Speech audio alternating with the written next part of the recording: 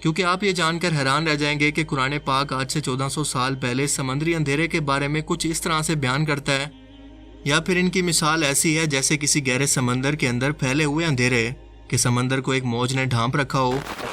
100 ਦੇ ਕਰੀਬ ਸਾਲ ਪਹਿਲਾਂ ਇੱਕ ਜਹਾਜ਼ ਸੀ ਜਿਹਦਾ ਨਾਮ ਸੀ ਟਾਈਟੈਨਿਕ। ਉਹ ਡੁੱਬਿਆ ਸੀ ਤੇ ਉਸ ਤੋਂ ਬਾਅਦ ਉਹਦਾ ਮਲਬਾ ਦੇਖਣ ਵਾਸਤੇ ਪਤਾ ਨਹੀਂ ਕਿੰਨੇ ਕੁ ਵਾਰ ਕਈ ਸਾਰੀਆਂ ਪਣਡੁੱਬੀਆਂ ਜਿਹੜੀਆਂ ਸਮੁੰਦਰ ਦੇ ਵਿੱਚ ਉਤਰੀਆਂ ਤੇ ਉਸ ਮਲਬੇ ਨੂੰ ਵੇਖ ਕੇ ਵਾਪਸ ਪਰਤੀਆਂ। ਅੱਜ ਤੋਂ 15 ਕੁ ਦਿਨ ਪਹਿਲਾਂ ਇੱਕ ਬਹੁਤ ਅਮੀਰ ਲੋਕ ਜੋ ਕਰੋੜਪਤੀ ਅਰਬਪਤੀ ਲੋਕ ਆ, ਉਹ ਇੱਕ ਪਣਡੁੱਬੀ ਦੇ ਵਿੱਚ ਗਏ ਤੇ ਉਹਨਾਂ ਨੂੰ ਹੋਇਆ ਕਿ ਅਸੀਂ ਉਹ ਜਿਹੜਾ ਟਾਈਟੈਨਿਕ ਦਾ ਜਹਾਜ਼ ਆ ਦੇਖ ਕੇ ਆਉਣਾ, ਜਿਹਦੇ ਵਿੱਚ ਪਾਕਿਸਤਾਨ ਦੇ ਇੱਕ ਰਿਚ ਫੈਮਿਲੀ ਚੋਂ ਪਿਓ ਪੁੱਤ ਵੀ ਸੀਗੇ, 2 ਜਣੇ ਪਾਕਿਸਤਾਨ ਦੇ ਸੀ।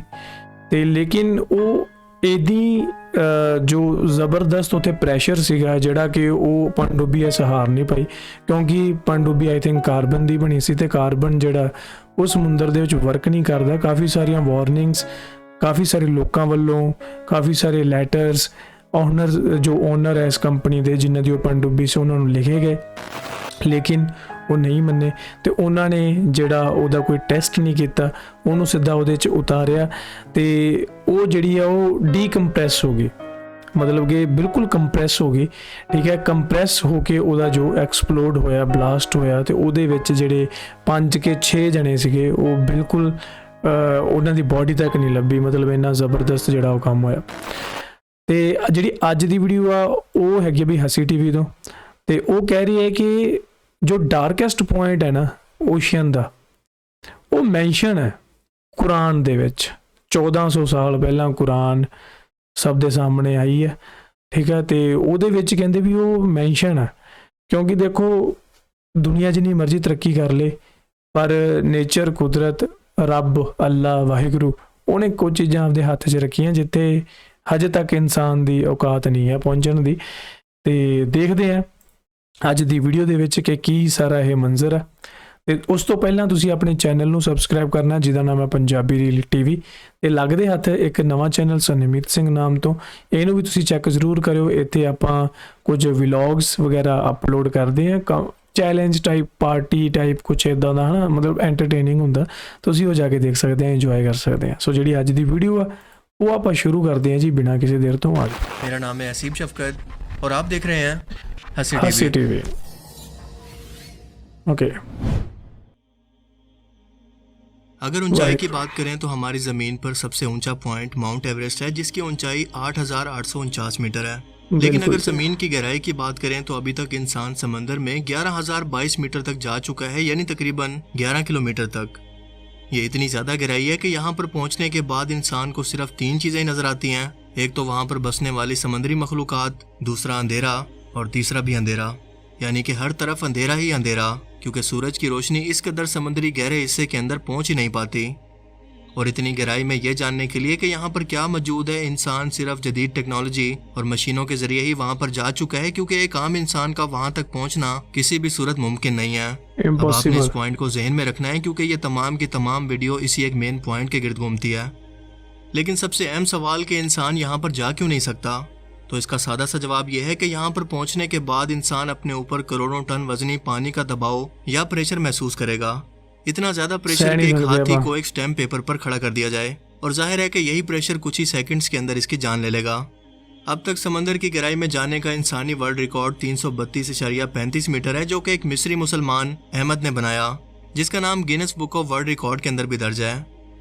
जबकि मशीन्स के जरिए समंदर के सबसे गहरे हिस्से के अंदर जाने का वर्ल्ड रिकॉर्ड 23 जनवरी 1960 को अमेरिकी बैरिया के लेफ्टिनेंट डॉन वॉल्श और स्विस इंजीनियर जैक पैकर्ड ने बनाया, जो कि समंदर की 11 किलोमीटर गहराई के अंदर पहुंचे।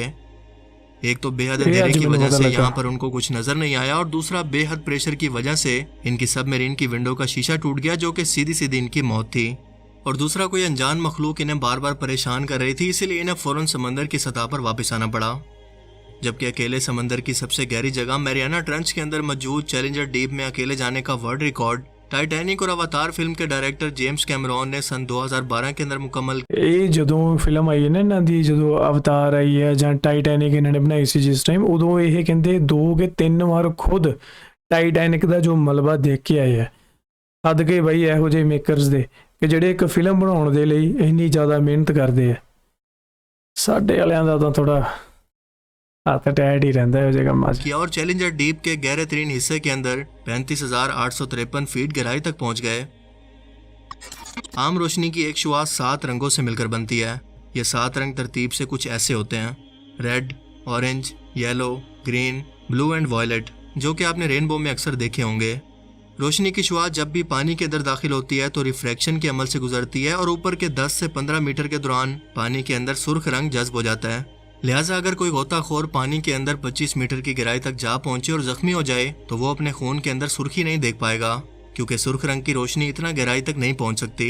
बिल्कुल इसी तरह से 30 से 50 मीटर तक गहराई के आते आते ऑरेंज रोशनी भी मुकम्मल तौर पर पानी के अंदर जज्ब हो जाती है।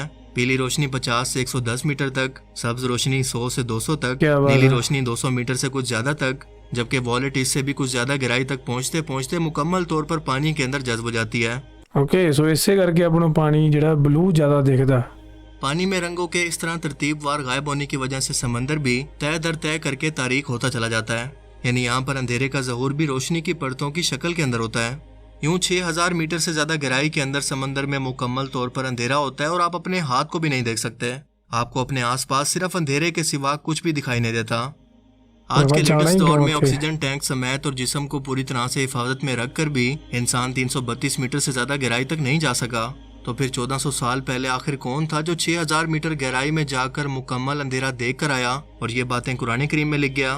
क्योंकि आप ये जानकर हैरान रह जाएंगे कि कुरान पाक आज से 1400 साल पहले समंदरी अंधेरे के बारे में कुछ इस तरह से बयान करता है। या फिर इनकी मिसाल ऐसी है जैसे किसी गहरे समंदर के अंदर फैले हुए अंधेरे, कि समंदर को एक मौज ने ढांप रखा हो, जिसके ऊपर एक और मौज हो और इसके ऊपर बादल, गर्ज ऊपर तले अंधेरे ही अंधेरे। अगर कोई अपना हाथ बाहर निकाले तो इसे भी ना देख पाए, और जिस शख्स को अल्लाह का ही नूर हासिल ना हो तो उसके लिए कोई नूर नहीं। आज कुरान करीम की ये आयात हमारी जदीद साइंस को साबित करती हुई नजर आती हैं, जो अपने वक्त में किसी के लिए समझना मुमकिन नहीं था कि इन आयात का मतलब दरअसल है क्या। लेकिन कुरान करीम इस दौर के लिए नहीं बल्कि क़यामत तक के इंसानों की नस्लों के लिए हिदायत का सरचश्मा और अल्लाह ताला का मौजा है, जो कि हर दौर के अंदर अपनी सच्चाई को साबित करता चला रहा है।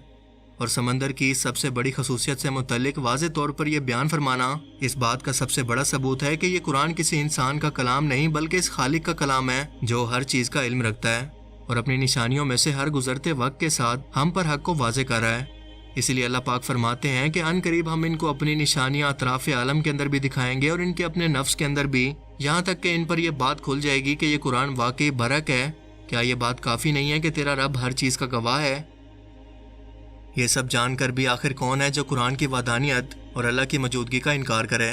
सिर्फ एक ही शख्स है और वो है मुतकब्बिर, जो हक जानकर भी हक से मुंह फेरते हैं, क्योंकि अल्लाह ताला ने इनके दिलों पर मोहर लगा दी है और इसीलिए वो सब देख कर भी सच को नहीं देख सकते। अल्लाह ताला हमें समझने की और अमल करने की तौफीक अता फरमाए। क्या बात है भाई, आमीन।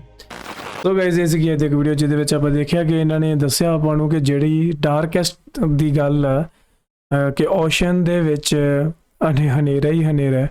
ਇਹ ਗੱਲ ਕਹਿੰਦੇ ਵੀ 1400 ਸਾਲ ਪਹਿਲਾਂ ਦੀ ਕੁਰਾਨ ਦੇ ਵਿੱਚ ਦਰਜ ਆ। ਦੇਖੋ ਮੈਂ ਤਾਂ ਸ਼ੁਰੂ ਤੋਂ ਕਹਿਣਾ ਆ ਰਿਹਾ ਕਿ ਬਈ ਜੋ ਆਪਣੇ ਧਾਰਮਿਕ ਗ੍ਰੰਥ ਹਨ ਉਹਨਾਂ ਦੇ ਵਿੱਚ ਬਹੁਤ ਸਾਰੀਆਂ ਇੱਦਾਂ ਦੀਆਂ ਗੱਲਾਂ ਦੱਸੀਆਂ ਜਿਹੜੀਆਂ ਸਾਇੰਟਿਸਟ ਹੁਣ ਜਾ ਕੇ ਪ੍ਰੂਵ ਕਰਨ 'ਚ ਲੱਗੇ ਹੋਏ ਆ ਤੇ ਇਹਨਾਂ ਨੇ ਹੁਣ ਡਿਸਕਵਰ ਕੀਤੀਆਂ। ਬਹੁਤ ਸਾਰੀਆਂ ਧਰਤੀਆਂ, ਬਹੁਤ ਸਾਰਾ ਆਕਾਸ਼ ਆ, ਇਹ ਸਾਰਾ ਕੁਝ ਆਲਰੇਡੀ ਰਿਟਨਡ ਆ, ਲਿਖਿਆ ਹੋਇਆ, ਠੀਕ ਹੈ। ਤੇ ਸਹੀ ਆ ਇਹਦੀ ਵੀਡੀਓ। ਸਭ ਤੋਂ ਜ਼ਿਆਦਾ ਮੇਨ ਗੱਲ ਤਾਂ ਇਹ ਹੈ ਕਿ ਯਾਰ ਬੰਦਾ ਜਦੋਂ ਪੈਸੇ ਦੇ ਗਰੂਰ ਕਰਕੇ ਜਾਂ ਆਪਣੀ ਫੈਂਟਸੀ ਦੇ ਕਰਕੇ ਇਹੋ ਜਿਹੇ ਜੋਖਮ ਲੈਂਦਾ ਕਿ ਉਹਨੂੰ ਆਪਣੀ ਜਾਨ ਤੋਂ ਹੱਥ ਧੋਣੇ ਪੈਂਦੇ ਆ। ਜਿਹੜੇ ਪਾਕਿਸਤਾਨ ਦੇ ਪਿਓ ਪੁੱਤਰ ਸੀਗੇ ਨਾ ਵਿੱਚ ਇਸ ਪਣਡੁੱਬੀ ਦੇ, ਉਹ ਜਿਹੜਾ ਮੁੰਡਾ ਸੀਗਾ ਉਹ ਜਾਣ ਤੋਂ ਹਿਚਕਿਚਾ ਰਿਹਾ ਸੀਗਾ, ਉਹ ਡਰ ਰਿਹਾ ਸੀਗਾ। ਉਹ ਕਹਿੰਦਾ ਮੈਂ ਸਿਰਫ ਆਪਣੇ ਫਾਦਰ ਦੀ ਜਿਹੜੀ ਰੀਝ ਪੂਰੀ ਕਰਨ ਵਾਸਤੇ ਨਾਲ ਚੱਲਿਆ, ਨਹੀਂ ਤਾਂ ਕਹਿੰਦਾ ਮੈਨੂੰ ਡਰ ਲੱਗ ਰਿਹਾ, ਮੈਂ ਨਹੀਂ ਜਾਣਾ, ਨਹੀਂ ਚਾਹੁੰਦਾ। ਤੋ ਦੇਖੋ ਵੀ ਕਿੱਥੇ ਦੀ ਕਿੱਥੇ ਗੱਲ ਲਿਖੀ ਹੋਈ ਸੀ ਹੈ ਨਾ। ਆਪਾਂ ਬਾਅਦ 'ਚ ਫਿਰ ਬੰਦਾ ਇਹੋ ਜਿਹੀਆਂ ਗੱਲਾਂ ਹੀ ਕਰਦਾ। ਸੋ ਮੇਰੇ ਅਕੋਰਡਿੰਗ ਤਾਂ ਯਾਰ ਪਹਿਲਾਂ ਇਹੋ ਜਿਹੇ ਆਪਾਂ ਨੂੰ ਪੰਗੇ ਲੈਣੇ ਨਹੀਂ ਚਾਹੀਦੇ, ਕਿਉਂਕਿ ਇਹ ਦੁਨੀਆ ਦਾ ਜੋ ਅੰਤ ਆ ਉਹ ਆਪਾਂ ਨਹੀਂ ਪਾ ਸਕਦੇ। ਚਾਹੇ ਜਿੰਨੀ ਮਰਜ਼ੀ ਸਾਇੰਸ ਤਰੱਕੀ ਕਰ ਲੇ, ਚਾਹੇ ਜਿੰਨਾ ਮਰਜ਼ੀ ਐਡਵਾਂਸ ਹੋ ਜਾਈਏ, ਵੱਡੇ ਤੋਂ ਵੱਡੇ ਇਕਵਿਪਮੈਂਟ ਆ ਜਾਣ, ਉਹ ਚੀਜ਼ਾਂ ਆਪਾਂ ਨਹੀਂ ਸਹਾਰ ਸਕਦੇ। ਵੀ ਇਨਸਾਨੀ ਸਰੀਰ ਇਹੋ ਜਿਹੀਆਂ ਚੀਜ਼ਾਂ ਵਾਸਤੇ ਨਹੀਂ ਬਣਿਆ। ਸਮੁੰਦਰ ਦੇ ਵਿੱਚ ਇਹੋ ਜਿਹੇ ਹਜੇ ਪਤਾ ਨਹੀਂ ਕਿੰਨੇ ਕੁ ਜੀਵ ਹੈ ਜਿਹੜੇ ਅਨਡਿਸਕਵਰਡ ਆ, ਠੀਕ ਹੈ। ਹਰ ਤੀਜੇ ਦਿਨ ਕੋਈ ਨਾ ਕੋਈ ਖੋਜ ਹੁੰਦੀ ਹੈ ਤੇ ਉਹ ਤੋਂ ਪਤਾ ਲੱਗਦਾ ਕਿ ਹਾਂ ਆ ਵੀ ਪ੍ਰਜਾਤੀ ਹੈਗੀ ਹੈ ਹਨਾ। ਤੇ ਇਦਾਂ ਦੀਆਂ ਬਹੁਤ ਸਾਰੀਆਂ ਚੀਜ਼ਾਂ ਜਿਹੜੀਆਂ ਆਪਾਂ ਨੂੰ ਹਜੇ ਪਤਾ ਹੀ ਨਹੀਂ ਕਿ ਸਮੁੰਦਰ ਦੇ ਵਿੱਚ ਕੀ ਖੋਜ ਆ। ਹਜੇ ਧਰਤੀ ਦੇ ਵਿੱਚ ਤਾਂ ਆਪਾਂ ਬਹੁਤ ਕੁਝ ਖੋਜ ਕਰ ਲਈ ਹੈ, ਲੇਕਿਨ ਸਮੁੰਦਰ ਦਾ ਤਾਂ ਬਈ ਹਜੇ ਨਹੀਂ ਪਤਾ। ਤੇ ਉਹ ਹਜੇ ਤਾਂ ਅਨਇਮੈਜਿਨੇਬਲ ਹੀ ਹੈ, ਉਹਨੂੰ ਆਪਾਂ ਡਿਸਕਵਰ ਤਾਂ ਕੀ ਕਰਨਾ ਜੇ ਸੋਚ ਵੀ ਨਹੀਂ ਸਕਦੇ ਉੱਥੋਂ ਤੱਕ ਵੀ ਆਹ ਚੀਜ਼ ਇੱਥੇ ਹੋ ਸਕਦੀ ਹੈ। ਕੋਈ ਪ੍ਰੋਬੇਬਿਲਿਟੀ ਨਹੀਂ ਹੈ, ਕੋਈ ਚਾਂਸ ਨਹੀਂ ਹੈ। ਇਹੋ ਜਿਹੇ ਮਾਹੌਲ ਦੇ ਵਿੱਚ ਜਾਣਾ ਬੜਾ ਰਿਸਕੀ ਹੈ। ਤੇ ਆਈ ਡੋਂਟ ਨੋ ਕਿ ਉਹ ਸਿਰਫ ਇੱਕ ਉਹਦਾ ਮਲਬਾ ਦੇਖਣ ਵਾਸਤੇ ਕਿਉਂ ਗਏ। I don't know about that ਕਿ ਲੋਕਾਂ 'ਚ ਫੈਂਟਸੀ ਹੈ ਇਹ ਜਾਂ ਕੀ ਹੈ, ਮਤਲਬ ਆਈ ਡੋਂਟ ਨੋ ਯਾਰ ਸੀਰੀਅਸਲੀ। ਮਤਲਬ ਤੁਸੀਂ ਜਿੰਨੀ ਦੌੜ ਲੱਗੀ ਹੋਈ ਹੈ ਨਾ ਕਿ ਯੂਨੀਵਰਸ ਉੱਪਰ ਨੂੰ ਦੇਖਣ ਦੀ ਜਾਂ ਧਰਤੀ ਨੂੰ ਐਕਸਪਲੋਰ ਕਰਨ ਦੀ, ਉਨੀ ਹੀ ਖੋਜ ਚੱਲਦੀ ਪਈ ਹੈ, ਉਨੀ ਹੀ ਇੱਕ ਕੰਪੀਟੀਸ਼ਨ ਚੱਲਦਾ ਪਿਆ ਹੈ ਕਿ ਅਸੀਂ ਸਮੁੰਦਰ ਦੀ ਗਹਿਰਾਈ ਤੱਕ ਜਾਣਾ ਜਾਂ ਧਰਤੀ ਦੀ ਗਹਿਰਾਈ ਤੱਕ ਜਾਣਾ। ਮਤਲਬ ਸਾਇੰਟਿਸਟ ਕੀ ਪੂਰੀ ਦੀਆਂ ਪੂਰੀਆਂ ਕੰਟਰੀਜ਼ ਹੈ ਜੋ ਉਹਨਾਂ ਦੇ ਵਿੱਚ ਇੱਕ ਦੌੜ ਲੱਗੀ ਹੋਈ ਹੈ ਕਿ ਪਹਿਲਾਂ ਅਸੀਂ ਇਹ ਚੀਜ਼ ਫਾਈਂਡ ਆਊਟ ਕਰਨੀ ਹੈ। ਦੇਖੋ ਇਹਨਾਂ ਚੀਜ਼ਾਂ ਦੇ ਫਾਇਦੇ ਵੀ ਬਹੁਤ ਹੋਏ ਆ ਤੇ ਨੁਕਸਾਨ ਵੀ ਹੈ, ਠੀਕ ਹੈ। ਸੋ ਬਾਕੀ ਤੁਸੀਂ ਦੱਸੋ ਤੁਹਾਡਾ ਕੀ ਮੰਨਣਾ ਹੈ ਇਹਦੇ ਬਾਰੇ।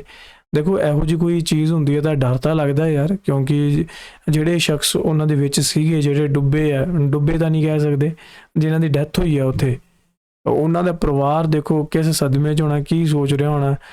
ਮਤਲਬ ਉਹ ਫੀਲਿੰਗ ਆਪਾਂ ਤਾਂ ਨਹੀਂ ਸੋਚ ਸਕਦੇ। ਬਾਕੀ ਤੁਹਾਡਾ ਕੀ ਮੰਨਣਾ ਕਿ ਇੱਦਾਂ ਦੇ ਐਕਸਪੈਰੀਮੈਂਟ ਕਰਨੇ ਚਾਹੀਦੇ ਆ ਜਾਂ ਨਹੀਂ ਕਰਨੇ ਚਾਹੀਦੇ। ਜਾਂ ਦੇਖੋ ਜੀ ਕੁਦਰਤ ਨਾਲ ਆਪਾਂ ਛੇੜਛਾੜ ਕਰਾਂਗੇ ਨਾ ਤਾਂ ਉਹਦਾ ਨਤੀਜਾ ਤਾਂ ਭਿਆਨਕ ਹੀ ਆ। ਆਪਾਂ ਦੇਖ ਹੀ ਰਹੇ ਹਾਂ, ਕਦੇ ਹੜ੍ਹ ਆ ਗਏ, ਕਦੇ ਸੁਨਾਮੀ ਆ ਗਈ, ਕਦੇ ਭੂਚਾਲ ਆ ਗਿਆ, ਕਦੇ ਕੋਈ ਕਰੋਪੀ ਆ ਗਈ, ਕਦੇ ਕੁਛ ਆ ਗਿਆ। ਇਹ ਬਈ ਆਪਣਾ ਹੀ ਜੋ ਆਪਾਂ ਬੀਜ ਰਹੇ ਹਾਂ ਨਾ, ਆਪਾਂ ਨੂੰ ਉਹਦਾ ਹੀ ਫਲ ਮਿਲਣਾ, ਠੀਕ ਹੈ ਜੀ। ਸੋ ਬਾਕੀ ਤੁਸੀਂ ਸਾਰੇ ਜਣੇ ਮੇਰੇ ਤੋਂ ਬਹੁਤ ਜ਼ਿਆਦਾ ਸਿਆਣੇ ਹੋ, ਮੇਰੇ ਤੋਂ ਵੱਡੇ ਹੋ, ਤੁਹਾਨੂੰ ਸਭ ਨੂੰ ਆਲਰੇਡੀ ਸਾਰੀਆਂ ਗੱਲਾਂ ਦਾ ਪਤਾ। ਤੇ ਬਾਕੀ ਕਮੈਂਟ ਕਰਕੇ ਦੱਸਿਓ, ਸਾਰਿਆਂ ਦੀ ਨੌਲੇਜ ਵਿੱਚ ਵਾਧਾ ਕਰੋ, ਜੋ ਵੀ ਤੁਹਾਨੂੰ ਕੁਝ ਪਤਾ ਕਮੈਂਟ ਜ਼ਰੂਰ ਕਰੋ। ਮਿਲਦੇ ਤੁਹਾਨੂੰ ਕਿਸੇ ਹੋਰ ਵੀਡੀਓ 'ਚ। ਸਤਿ ਸ਼੍ਰੀ ਅਕਾਲ।